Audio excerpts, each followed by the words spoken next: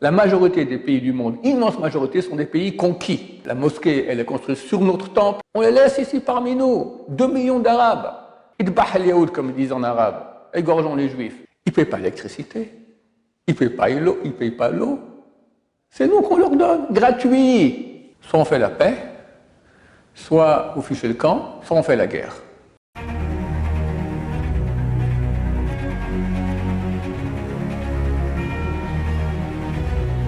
Ce jour est dédié pour la guérison complète et rapide de Yosef Ben Victoria Bezrat Hashem. Vu le balagan, comme on dit en hébreu, la grande cohue qu'il y a au niveau politique aujourd'hui concernant Israël et les Palestiniens, on m'a demandé, je juge que c'est bien qu'on a fait un cours il y a quelques mois là-dessus, de bien reparler de la réalité historique de la terre d'Israël et des Palestiniens sur cette terre-là. L'histoire d'Israël appartenant au peuple juif commence en l'an 2448 de la création. On est aujourd'hui en 5784. En l'an 2448 de la création, le peuple d'Israël sort d'Égypte, reçoit la Torah. 40 ans plus tard, il rentre en terre d'Israël, une terre que Dieu prétend avoir donnée au peuple juif. Parce que les non-croyants pourront dire non. Je parle du point de vue non religieux. Et il y a ici 31 rois, 7 peuples, et les Israéliens, enfin les Hébreux, d'accord, sortant d'Égypte, vont conquérir cette terre. Le Talmud dit qu'avant la conquête de chaque ville, il proposait à chaque ville 3 solutions. Soit on fait la paix, soit vous fichez le camp, soit on fait la guerre. Un des peuples, le Girgashi, a préféré fuir et sont allés en Afrique. À mon avis, c'est eux qui ont créé la ville de Carthage. Et dans mes documents, il y a un écrit d'un historien, il y a 1500 ans, quelque chose comme ça, qui dit qu'à l'entrée de Carthage, il y avait une grande stèle sur laquelle était écrite « Nous sommes les Girgashi qui ont fui Josué le brigand ». Et Girgash et Carthage, ça se ressemble au niveau de la prononciation. D'ailleurs, il y a aussi une autre chose qui nous fait penser que c'est cela, c'est que c'est écrit que Dieu a chassé tous les habitants de cette terre parce qu'ils étaient extrêmement débauchés. Et c'est connu que les Carthaginois étaient extrêmement débauchés aussi. Donc, à part le Girgashi qui fuit, les autres peuples sont tout simplement conquis et pas complètement. Dieu a ordonné de oui, mais Josué ne va pas conquérir toute la terre d'Israël, mais peu à peu ça se fera. Puis il y aura une présence du peuple juif ici avec un royaume juif d'environ 1500 ans. En 70, il y en a qui disent 68 ou 69 de l'ère chrétienne, le temple de Jérusalem est détruit et l'Empire romain commence à faire beaucoup de souffrance aux Juifs de la terre d'Israël. Ils y restent. À l'époque, il y aura une très grande création littéraire, la Mishnah. En 220 de l'ère chrétienne, Rabbi Yehuda Hanassi, le président spirituel du peuple d'Israël, compose la Mishnah. Puis, mais peu à peu, les Juifs quittent la terre d'Israël, vont en majorité en Babylonie, une grande partie à Alexandrie, une partie en Europe, dans le monde entier. Et dès lors commence un exil de près de 2000 ans du peuple juif. Très peu de Juifs sont restés en terre d'Israël. Il y en a toujours qui sont restés, mais très peu. Très peu. La terre d'Israël devient un pays presque entièrement vide. Il y a quelques villages, alors de gens qui, au début il y avait des Juifs, puis après des nomades sont venus, des Bédouins, et aussi des Arabes, on va dire des musulmans des régions voisinantes. Les musulmans, ça commence que plus tard, c'est en 532 l'Hégire, d'accord, 632 de Mohammed. Et les musulmans vont conquérir la terre d'Israël, vont construire une mosquée à la place de l'endroit du temple, et il y aura des guerres. Les croisés auront aussi un petit royaume ici de Jérusalem pendant quelques temps. Bon, il y aura des guerres sans cesse. Il y aura les Byzantins, il y aura les Almohades, il y aura les croisés. Et en 1547, les Ottomans, les Turcs, vont conquérir la terre d'Israël. Et pendant 400 ans exactement, la terre d'Israël sera une province turque qu'on appelle la Grande Syrie. Ça incluait le Liban, la Syrie et ce qu'on appelle la Palestine aujourd'hui. D'accord ? C'est une seule grande région, la Grande Syrie. Et durant la Première Guerre mondiale, en 1917, exactement 400 ans après la conquête ottomane de la Palestine, les Anglais repoussent les Ottomans d'Israël. Mon grand-père, qui habitait à l'époque Jérusalem, il a vu le général Allenby, c'est le général des armées anglaises, rentrer en triomphe à Jérusalem, d'accord ? Il avait 7 ans, je crois, à cette époque-là, mon grand-père, et ça devient donc une conquête anglaise. La Société des Nations n'a pas dit ça vous appartient en tant qu'anglais, ça devient maintenant un territoire anglais. La Société des Nations a dit vous avez un mandat, vous allez gérer cette terre de Palestine. Et les Anglais ont géré cela. Dans cette période-là, qui va depuis 1947 jusqu'à la création de l'État d'Israël en 1948, il y a eu de plus en plus de Juifs qui sont venus habiter en Israël et de plus en plus d'Arabes, des régions qui avaient autour, qui sont venus.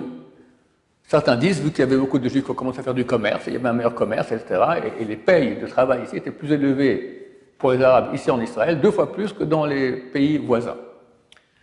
Maintenant, on ne connaît pas exactement le chiffre des personnes qu'il y avait, mais le chiffre, on va dire, qui se rapproche le plus de ce qui devrait être la vérité, c'est que lors de la création de l'État d'Israël, il y avait ici en Palestine 1 350 000 Arabes pour 650 000 Juifs.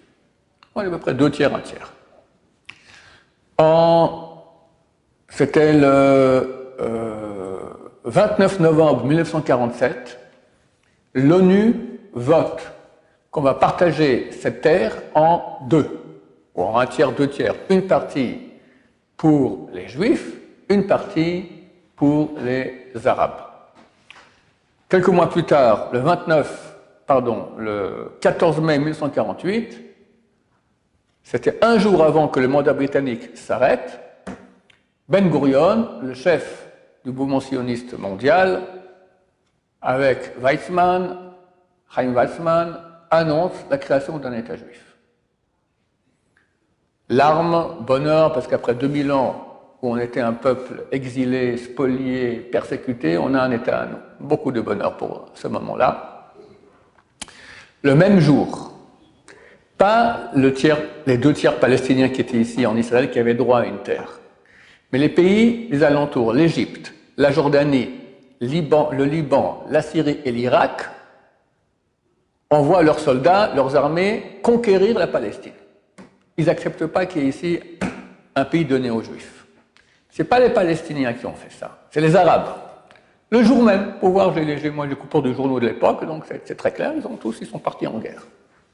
Et il y a une guerre très difficile qui a duré environ 1 an ici en Israël, qu'on appelle la guerre d'indépendance, dans laquelle sont morts 1% des Israéliens, ce qui est énorme. Je crois 6 000 Juifs sont morts ici dans cette guerre extrêmement dure, où le petit État d'Israël qui venait de naître, qui n'avait ni armée ni rien, enfin ils avaient très très peu par rapport à des armées bien entraînées, etc., notamment l'armée jordanienne qui était entraînée par les Anglais, ils réussissent à avoir un petit pays. Le petit pays qu'ils ont conquis, d'accord, c'est pas le même que l'ONU a donné. L'ONU a donné un peu par-ci, un peu par-là. Mais les Arabes n'ont pas voulu cela. Ok, alors ils ont attaqué. On s'est battu. Et on a eu un pays qui partait depuis Eilat au sud jusqu'à Rosh Hanikra au nord, d'accord, et il y avait toute la Judée-Samarie appartenait à la Jordanie, la moitié de Jérusalem appartenait à la Jordanie, le sud de Jérusalem, Hebron, Bethléem appartenait à la Jordanie, et au niveau de Netanya, il y avait la bande du pays, elle faisait 22 km de large, entre la mer et la Jordanie. Donc un pays. On appelle ça les frontières d'avant 67. Est-ce que c'est légitime que les Juifs aient ce terrain? Oui, parce que les Arabes n'ont pas accepté le vote de l'ONU, les frontières de l'ONU. Nous, on a accepté. On a été attaqués. Il y a un droit qui s'appelle un droit de légitime défense. On vient m'attaquer, je me défends. Maintenant, dans le cadre de la guerre, on peut conquérir des territoires. Si quelqu'un veut ma fin et vient ici m'attaquer, j'ai le droit de partir en guerre et conquérir son territoire. C'est ça, le droit de la guerre reconnu par tous les pays du monde. Donc, par le droit de la guerre tout à fait légitime, on a conquis ces territoires-là. Maintenant, dans ces territoires, il y avait beaucoup moins d'Arabes que dans les territoires qu'on n'a pas conquis. La majorité des Arabes, c'était Jérusalem-Est, Hebron, tout le Karem, Jenin, toutes les régions qui n'ont pas été conquises par les Juifs à l'époque. En 67, rebelote. Nasser fait une fédération arabe, le président égyptien, fédération arabe, et amène 10 ou 11 peuples en guerre contre Israël. Beaucoup plus élevé au niveau du nombre de soldats, beaucoup plus élevé au niveau de la qualité des armes et des soldats, etc. Et on a les films de l'époque où ils disent on va vous jeter à la mer, d'accord? Terrible, c'était une panique terrible.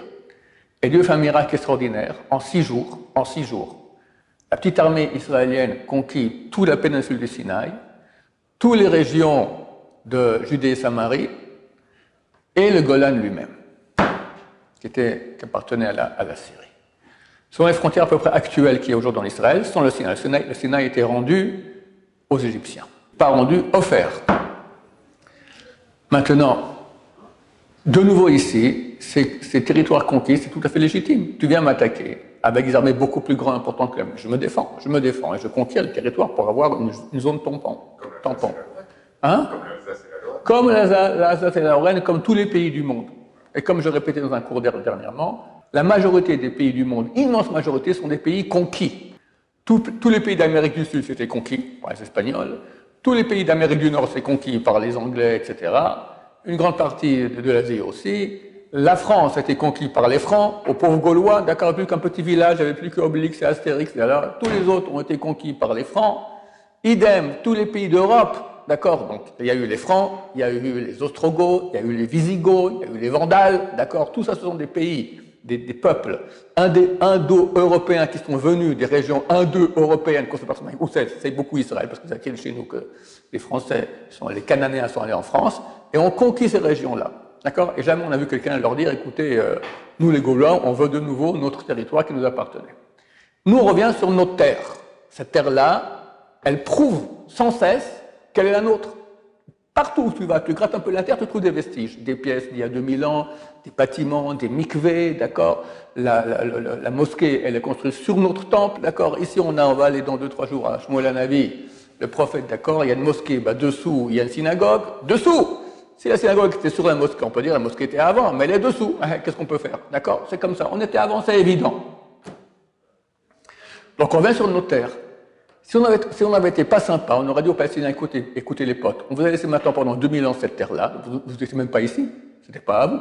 D'accord? Il y avait ici les Byzantins, il y avait ici les Romains, pas les Arabes. Vous êtes venus après. D'accord? Dégagez, on reprend notre bien. On n'a pas fait comme ça. Nous, on a accepté ce que l'ONU a dit. L'ONU a dit, on partage. Ok, très bien. Vous n'avez pas voulu. Vous nous avez attaqué. Alors, on se défend. Frontière de 48, où on avait une frontière de un pays qui faisait 22 km de large. C'est-à-dire, tu lances une pierre à une flèche, tu vas d'un côté à l'autre du pays, d'accord. En quelques minutes, ça pouvait être conquis et terminé. Bon, c'est très, très précaire au niveau sécuritaire qu'il y avait ici. À Jérusalem, c'était partagé en deux. D'accord? On ne pouvait pas aller au côté, terminé. D'accord? Lorsque la guerre, il y a eu les guerres ici, à Jérusalem, on s'est canardé par des maisons qui étaient à 100 ou 200 mètres de nos maisons. C'était moitié arabe. Et là aussi, en 67, on a conquis des territoires parce qu'on a été attaqué. Donc tout est complètement légitime. Et les responsables de réfugiés palestiniens, ce sont les Arabes eux-mêmes. D'ailleurs, quand les réfugiés ont quitté la terre, d'accord, ils sont allés dans le pays arabe. Les pays arabes ne les ont pas acceptés. Ils ont mis dans des camps. Prenez-les chez vous. Il n'y avait pas tellement de réfugiés. Prenez-les chez vous. Ils ont mis dans des camps. Pourquoi? Que ce soit une arme d'attaque contre Israël. Toujours que les Palestiniens.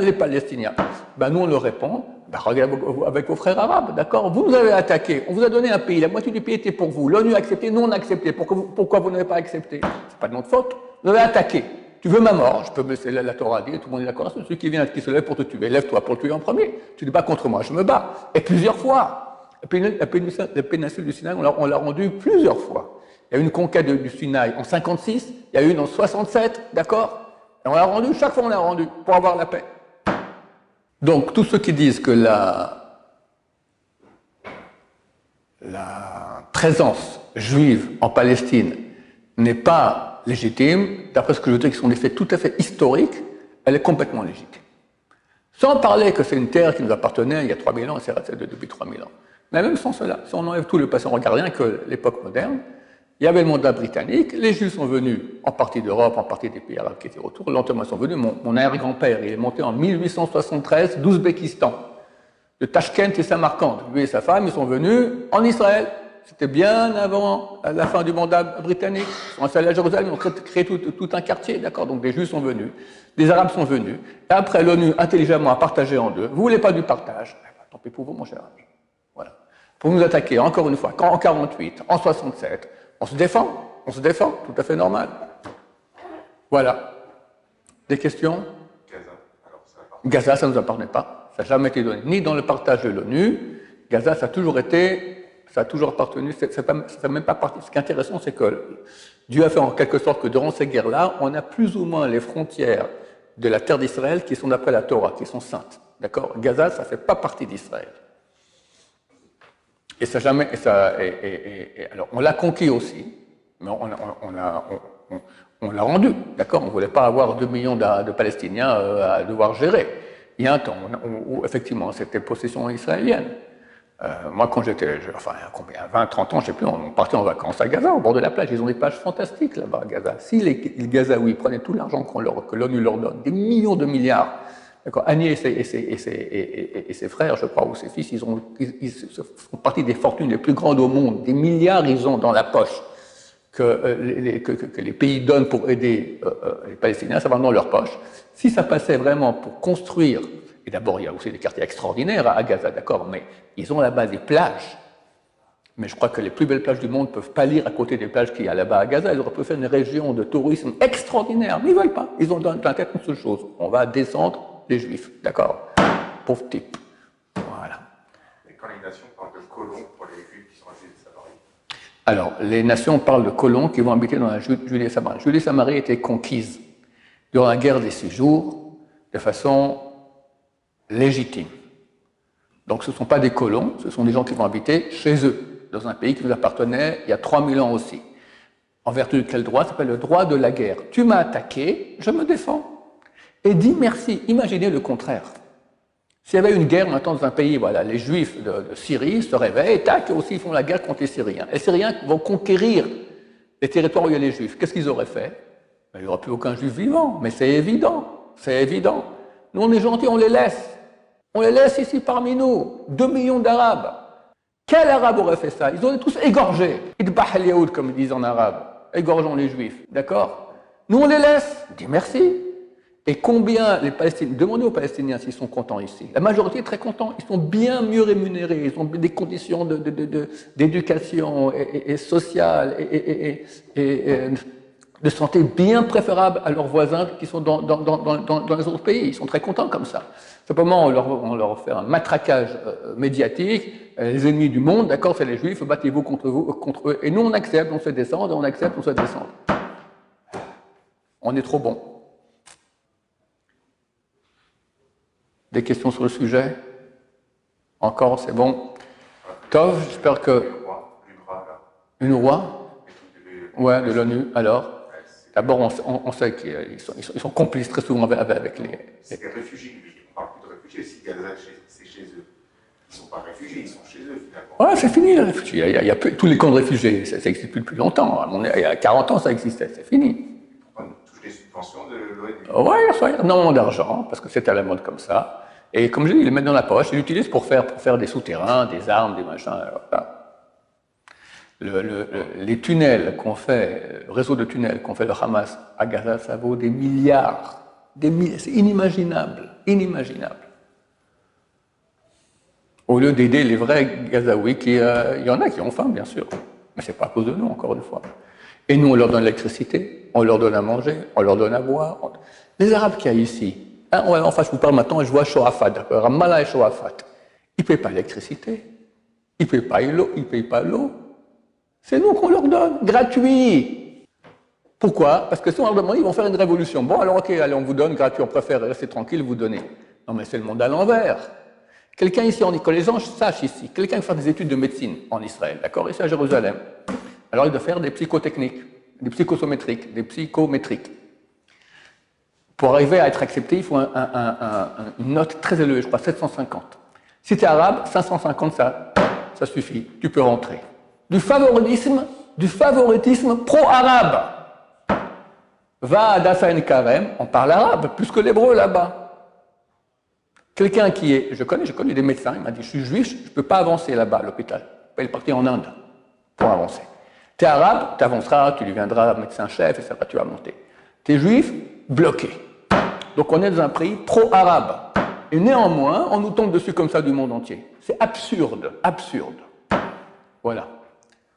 D'autres questions, messieurs? Arbala Hashem, que la vérité triomphe, que les gens comprennent à quel point ils sont dans l'erreur. Je ne crois pas qu'ils vont comprendre, mais au moins que les Juifs puissent savoir quelle est la réalité et quoi répondre au niveau historique légitime. Baruch Adonai, l'Olam, Amen, Amen.